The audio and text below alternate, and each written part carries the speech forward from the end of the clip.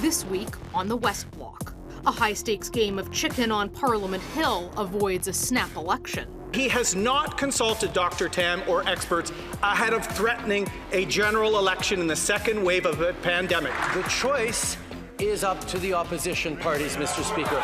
Donald Trump's former national security advisor on the U.S. election and the biggest security threat facing Canada. I think China poses the biggest existential threat to the West as a whole in the 21st century. And what the Trudeau government is doing for vulnerable seniors in COVID-19.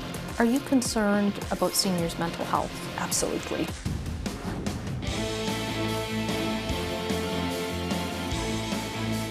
I'm Mercedes Stephenson, and this is the West Block. Well, the Liberal government survived another self-inflicted confidence vote last week, avoiding a snap election. It all came down to the We Charity controversy, with the Conservatives in the bloc pushing for a so-called anti-corruption committee to probe into government spending. The Liberals fired back, though, saying that the motion dripped of non-confidence in the government and brought it to a confidence vote. The NDP found themselves once again propping up the Liberals and shutting down the motion. Everyone says they don't want an election, and yet here we are.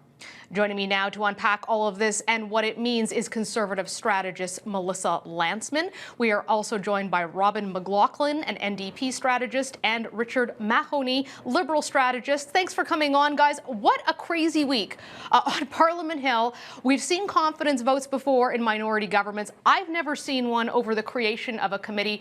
Richard, everyone says they don't want an election, and yet here we are playing chicken with the prospect of an election. Why did the Liberal government do this? Really good question, because folks watching at home are probably thinking, an election? What election? Why are we having an election? So I think a couple things are going on. One, the government was focused on COVID exclusively until towards the end of June, when they realized the CERB, which they had rolled out very quickly, to 8 or 9 million Canadians, didn't cover students. So they unveil a program to cover students. They proposed to outsource it to We. Within a week, they reversed that decision and canceled the program. And then we have a series of parliamentary committees over the summer looking into that and how it happened, all the mechanics of it. The Prime Minister testified, everybody testified. And so, of course, the opposition wants to go more into that. So in the end, I think the Prime Minister was sort of signaling he's not going to let the opposition parties, which they can do in a minority parliament, totally run the table on him and decide what it is that they will investigate and what they won't investigate and what it is that Parliament will spend its time on and won't. It's pretty counter-brand from how the Liberals had sold themselves with transparency and accountability, although I guess there's accountability in trying to trigger a vote. Melissa, do you think this becomes the new tactic, that whenever the government is confronted with scrutiny they don't want, they will threaten to go to an election and try to twist the NDP's arm into keeping them in power? Well, I think certainly the beginnings of what you saw. I think this was very much a trial balloon for the Liberals, who claim they didn't want an election, but I think there's reason to believe without, and put the NDP, frankly, on their back foot in supporting them. So effectively running a majority. But to frame this as a game or chicken or parliamentary antics, I think is where actually everybody is wrong. I think there's a serious issue here that the government has spent hundreds of billions of dollars throughout this pandemic. There hasn't been a budget. There hasn't been the ability to scrutinize that spending through Parliament. What Richard forgot to say is that they actually prorogued this to stop investigating the We scandal, brought it back saying we will be accountable, and then, call a confidence motion on something that we've never had a confidence motion on, or at least not in the last 150 years. Robin, where does this leave the NDP? Because they back the government saying it's too dangerous to have an election, despite the fact the United States is having an election, 3 different provinces are having elections. But, they're not polling well, so I can understand not wanting the government to fall. But how long can they balance that between holding on to some influence and some power and just becoming essentially the people who are propping the government up? Well, I'd say the NDP had Canadians' backs. Canadians don't want an election. They're quite scared. They know they're mostly in a second wave across Canada, and they're worried that the government may not be there when they need them. So Melissa's right that this is a serious issue. The problem for the Conservatives and the Liberals was they didn't take a serious approach. The Conservatives overplayed their hand by trying to label this an anti-corruption committee rather than trying to get a committee that could hold the government to account, because Liberals were filibustering, they were stonewalling. They were deliberately trying to ensure the opposition couldn't get the answers they wanted to hold the government to account. So thank goodness there was an adult in the room, in Jagmeet Singh and the NDP, and he voted to make Parliament work, because that's what Canadians want. Richard, do you believe that the Liberals do want an election? It sure seems like they're trying to provoke one with 3 confidence votes back to back. No, I don't think so. But I do think the other side of that is I do think they're probably ready to fight one if they have to. I think they understand. I think all the parties understand that Canadians would be wary about an election right now. But as you said in a previous question, other elections are going on. The American election is going on. BC is having one. New Brunswick just had one. So if we have to have one, I think the Liberals are prepared to do it. I don't think they want one. Just have a few moments left, so I want to go quickly to Melissa and to Robin. Do you foresee us getting through the rest of 2020 without an election? It certainly doesn't look like that. I think the Liberals see this as an opportunity to frankly go out to the electorate. They saw a majority incumbent in New Brunswick. We are probably seeing a majority government for Mr. Horgan in BC, and the cards are still aligned for them, where we haven't had the economic fallout that I think we're going to have in the next 6 to 8 months. So why not go to that electorate now? It's a wise calculation. But to say that you don't want one and consistently call for confidence, I mean, soon we'll be having confidence motions around question period until we just go to election. Robin? I sure hope we can, and there's really no reason that we can't get through this year and, to be frank, through to the budget, because that's what the NDP's got their eyes on, is the budget. I mean, that's what matters. The throne speech was ambitious, talked about pharmacare, childcare, protecting the most vulnerable among us, and the budget is where we're going to be able to do that. So we should be able to see Parliament work, but what we saw this past week is concerning, because it kind of casts a shadow over this Parliament. It's like a poison pill into this Parliament. How do you negotiate in good faith with a government you know doesn't want to be here and doesn't like this Parliament? Okay, that's all the time we have for today. Thank you all for joining us. We'll see you again soon. Thanks, Mercedes. Thanks a lot. Up next, insider details on Donald Trump's White House. My interview with the former White House National Security Advisor, John Bolton.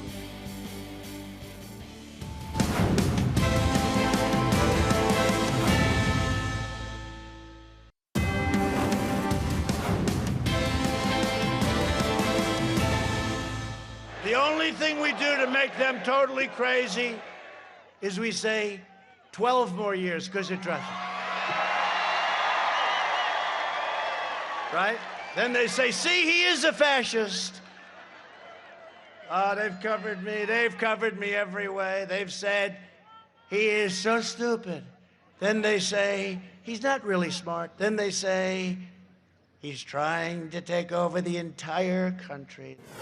That was President Donald Trump at a campaign rally last week. The presidential election is now just over 1 week away. Ahead of that, we wanted to get some insight into Donald Trump's mind, what might happen, and how this could all affect America's relationship with Canada. So I sat down with somebody who used to have the president's ear in the Oval Office and on the national security file, former National Security Advisor, Ambassador John Bolton. Here is that interview. Ambassador Bolton, welcome to the program. Thank you for joining us this morning. Glad to be with you. Sir, you've stated that you don't believe President Trump will leave graciously from office if he loses the election. And there's a very real possibility of that happening. As someone who had daily access to Donald Trump and to U.S. national security, how do you foresee this unfolding if the president won't leave graciously, as you're putting it? Well, I think a lot depends on how quickly the outcome becomes known, whether there are delays in counting because of mail-in ballots and early voting, long lines on election day, a lot of which we should be able to handle, but which could delay the result in several states. Trump has said he can't lose unless there's fraud. And that's a very troubling statement. I'm not as alarmist as some people. I don't assume he's going to hold on to his desk and refuse to leave. But I do think there could be turmoil if he thinks confusion and chaos can help him hang on, can help affect recounts and contests. I think there's every prospect he'll engage in it. When it comes to the relationship with alliances like NATO and the international community and allies like Canada, what happens if Donald Trump wins a second term? Well, I think many of these alliances are potentially in jeopardy. As I recount in the book, he came very close at the NATO summit in June of 2018 to deciding to withdraw from NATO. And, many of his decisions in the first term were made on the basis of American politics, what would be the blowback if he decided one way rather than another. In other words, not based on the merits of the policy proposals under consideration, but what's the political reaction? Now, look, every Democratic leader takes politics into account in foreign policy decisions, no question about it. But for Trump, sometimes it was not just a factor, it was the factor. And if he's reelected, the main political constraint on him is removed. That guardrail is gone. And I think people will be very surprised with a lot of his decisions in a second term, where freed from this political constraint, he'll do simply what his idea at the moment is, rather than think even in longer political terms. China has been a significant issue for Canada, in particular because we have two Canadians detained there, Michael Kovrig and Michael Spivor. A lot of concern about their future. How dedicated was the president really to trying to get them freed? He'd say that he was raising it with the Chinese president, but we never really had a sense here in Canada of how determined he was or how forceful he was in those negotiations. Well, I think the administration as a whole was very determined, because what the Chinese did, I think, was bare their fangs. They took the mask off. They took their coronavirus mask off. And when the U.S. sought extradition of the Huawei CFO, Meng Wanzhou, they responded by completely illegitimately seizing these two Canadians. They've recently threatened the United States by seizing Americans in China. This is the picture of an authoritarian government and how it deals with foreigners. So it's obviously extremely unfair and unpleasant for the two Canadians who are still in captivity in China. But I just urge everybody to consider whether we confront this kind of behavior now together, or we wait 20 years when China feels even stronger. If this is the way they behave when relations are supposed to be good, how will they behave later? It's a very, very revealing incident about the government in China. Do you think that the Canadian government should be taking a tougher line with China? Yeah, I think I think we all have to take a tougher line. The Chinese have abused the international trading system. They have stolen intellectual property. They have engaged in forced technology transfer. They discriminate against foreign businesses and investors. They have gone through an enormous military buildup. They're seeking hegemony in the East China Sea, the South China Sea. Within the past 6 weeks, they've initiated 2 armed attacks against Indian forces along the line of actual control in the Himalayas. They've built up their nuclear capabilities. This is a country with an agenda that they're pursuing. All the while, they've become more authoritarian domestically. You can see what they're doing in Hong Kong. You can see what they're doing to the Uyghurs in Xinjiang. I think many are familiar with their social metrics index, where they rate their citizens as to how good a citizen they are. Just think about that for the future. So it's not pleasant to contemplate, but I think if we're going to change Chinese behavior, now's the time to get together and do it in a unified fashion. What do you think the biggest national security threat is to our country in Canada? Well, I think China poses the biggest existential threat to the West as a whole in the 21st century, and it's not inevitable that this had to happen.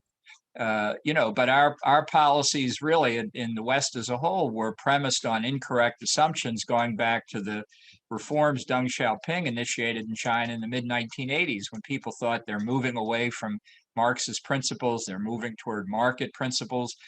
This will change their international behavior, and it will change their domestic behavior. And specifically, they'll become more democratic. That has not happened.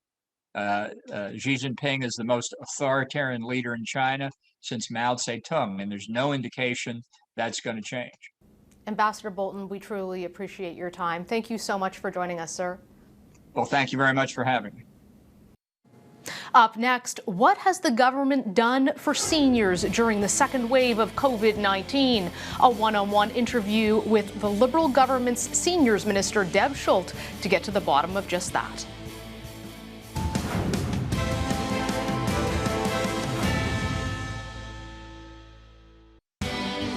You're watching the West Block on Global. There's no question that Canadians across this country are feeling the impact of the second wave of COVID-19, but seniors are being particularly hard hit. Some living on a fixed income are now struggling with the increasing cost of goods and services resulting from the virus. Others are suffering in isolation, unable to see friends and family because of the risk that they face. But long-term care homes has been the epicenter of so much of the Canadian tragedy when it comes to COVID-19. 85% of deaths in this country in the first wave happened in long-term care homes and led to calls to do more for Canada's seniors. But what has Ottawa done to address this problem? Last week, I sat down with Canada's Seniors Minister Deb Schulte to discuss what the government has done and where they're at on their promises to do more for Canada's aging population. Minister, thank you so much for joining us. It's a real pleasure. Thanks for having me. Seniors are the people who have so much been at the focus of this pandemic that we've all been suffering through, but they've suffered so disproportionately to the rest of the population. You're the Minister for Seniors. A lot of Canadians, I think, don't even know we have a Minister for Seniors. So can you tell me a little bit about what you've been doing throughout the pandemic? Absolutely, yeah, and it's been a real privilege to serve as the Senior Minister. It's been incredibly difficult for seniors across Canada. First, we know that they've had some financial difficulties because there were added costs as a result of the pandemic. They've had to be staying home more because they're more vulnerable. So they've ended up having more issues with isolation and access to services and supports. And obviously we have the seniors that are in long-term care. And that's a tragedy that's occurred in Canada with so many lost with the pandemic. With 85% of the deaths being long-term care facilities and most of those being seniors, do you think that the Canadian government has failed seniors in COVID-19? No, I would say that the Canadian government has stepped up, and obviously it is a jurisdiction that is with the provinces and territories, but we've been there right from the very beginning to help with financial support, with the Canadian Forces when asked to intervene in those that were spiking and having difficulties. We also provided $3 billion to support in essential workers top-up of wages to help make sure that we had the employees that we needed in the long-term care facilities because there was a shortage of people being able to serve in those facilities. One of the promises your government had made back, it feels like eons ago, but in the 2019 election was to increase the OAS. We had talked about this with the finance minister, we've talked about it with others. The government has said that they are still committed to doing this, but it was supposed to happen by July. It has not happened. Mm-hmm. Are you still committed to increasing the OAS for seniors, and when can seniors expect to see that money? Absolutely. You saw in our throne speech that we've recommitted to providing those 75 and above 10% increase in their old age security. But during the pandemic, what we were focused on is making sure seniors got an amount of money right away. So we were making sure that we were focusing on those seniors that needed it during the pandemic, and that's why we did what we did. So did you have a sense of a timeline on when they could see the OAS increase? So we've committed to it in our platform. We'll be working on that as we move forward, so stay tuned. Your government has promised guidance, national guidance on long-term care homes. Yeah. When can we expect to see that? So we are working already. The process has started. The Prime Minister had conversations with the premiers to initiate the conversation on how we're going to move forward with national standards. So that process has already started. There'll be lots of conversations, and obviously we'll be sharing the information as we move forward. I'm curious to know, when it comes to those standards, what are your thoughts on how you enforce them? Is it, for example, the province is committing to having regular inspections of these homes? Is it making healthcare dollars contingent on promising to make these implementations? Because I think people are hungry for the idea that there should be standards nationally in the homes, but how do you make that a reality for the vulnerable people who are in those homes? So these are the important conversations that we'll have to be having with the provinces and territories. You know, how do we move forward? How can we work with them to support them? And there are a variety of different ways to do it, and those are the conversations that we'll be undertaking. Are you concerned about seniors' mental health? Absolutely. I mean, the second wave, you just think your heart breaks for these folks who are in long-term care homes. It's emotional for me too. I can see it in your eyes. Well, who have dementia. I mean, I'll tell you why. Because I had my mother-in-law in a long-term care facility and she passed away in June. So I am totally aware of the challenges that families have had across Canada.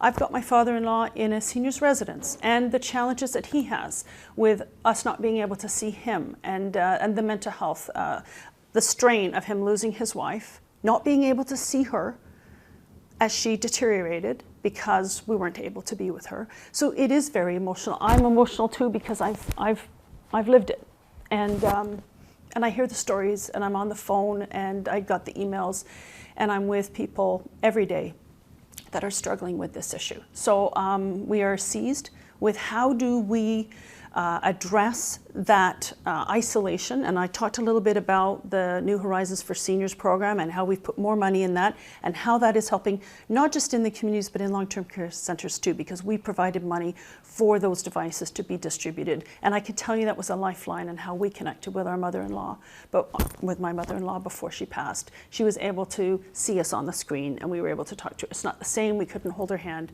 but we could at least see her and know that she was being cared for well. Those were important things to know, and you can really only do that when you see people. Minister, a lot of seniors are frustrated because they feel that they did not receive the funding that other groups did. They saw money going to people who'd lost their jobs. They saw money going to students, to young people, and they're saying, look, I can't go back to work. I've lost my savings. Why isn't the government doing more? Why isn't the government supporting seniors more financially? Well, thank you very much for that, because you know, we have been focused on seniors and delivering financial support for seniors. And what we did in July was provided those on old age security an additional $300 tax-free. Those are on guaranteed income supplement. They got an additional $200. So if for couples that were on guaranteed income supplement, they got an additional $1,500. That is, if you include it with the GST top-up, they got $1,500 of direct financial support tax-free. What about seniors who aren't low-income seniors? How much would they have seen?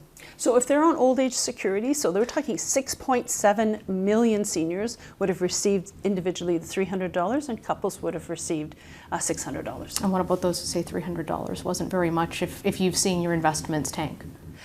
So, you know, in terms of investments, you know, we went to look at how we could help there, and that's where we did the Registered Retirement Income Fund reduction of 25% to try to help those with investments. Minister, thank you so much for joining us. We appreciate your time today. Thank you. Appreciate it. That's all the time that we have for today. Thank you for tuning in. I'm Mercedes Stephenson for the West Block, and we'll see you right here next Sunday.